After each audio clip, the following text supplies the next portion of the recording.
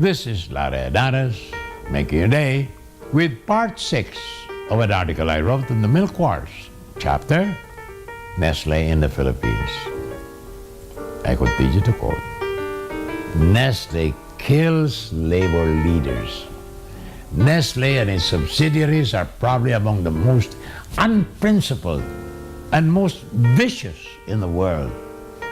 Filipino labor leaders involved in disputes with the Nestle Philippines are regularly being assassinated by hired goons with impunity. On the afternoon of January 1989, a gunman entered a roadside restaurant, approached Meliton Rojas, labor union president in the Nestle plant in Cabuyao, bang, and shot him at close range with a .45 caliber pistol. Meliton died on the spot. He was only 34 years of age. To escape, the killer ran towards the Nestle compound. The Nestle guards mercilessly gunned him down. Bang, bang, bang, bang. He was never officially identified. Late afternoon, on September the 22nd, 2005, Justado Fortuna, age 50, leader of a coalition of employees on strike at the Nestle plant, was gunned down in front of a plastic factory. Bang, bang! In Barangay Pasiano, Rizal in Calamba. The killer is still at large. Nestle isolates other milk companies. In this technical working group, TWG, of the Bureau of Food and Drugs, Nestle was represented by a man named Attorney Mabini Antonio, Vice President and Ombudsman of the company, who attended as an official of the Food Manufacturers Association.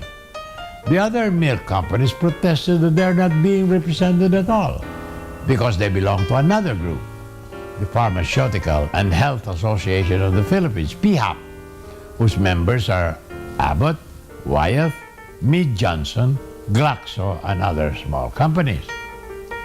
Nestle and BFAD isolate breastfeeding advocates.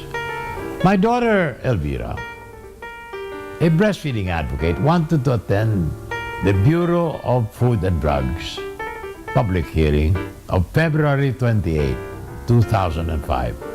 But she was not welcome. And if she insisted in coming, she was told she should come alone. I was so incensed by this attitude that I led Elvira and her group into the BFAD public hearing under the chair of OIC Ophelia Alba and demanded to participate. I noticed that 80% of those who attended were from the milk companies, led by Nestle and the Philippine Healthcare and Pharmaceutical Association of the Philippines, PHAP, while only a few NGO breastfeeding advocates were invited to attend. I declared at this point that there is no more fooling around, that it is time we finalize the 12th version of the IRR, and I will call the attention of the President and the Health Secretary to its approval. More about this after these messages.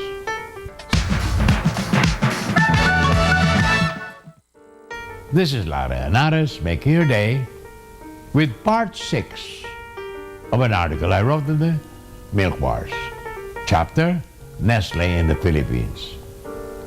And I continue to quote, Nestle buys influence.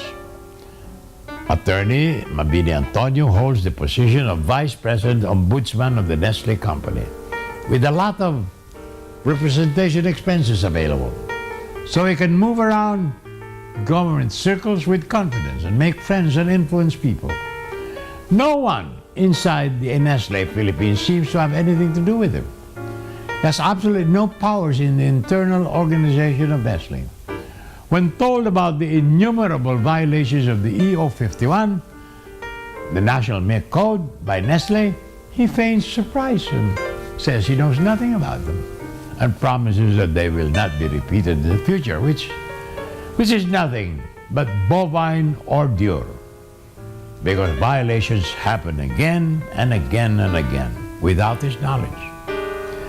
Mabini Antonio, it seems, is nothing but an influence buyer and peddler with a large expense account and is reputedly hired only for that purpose. It is too bad Nestle is a Swiss company instead of an American company.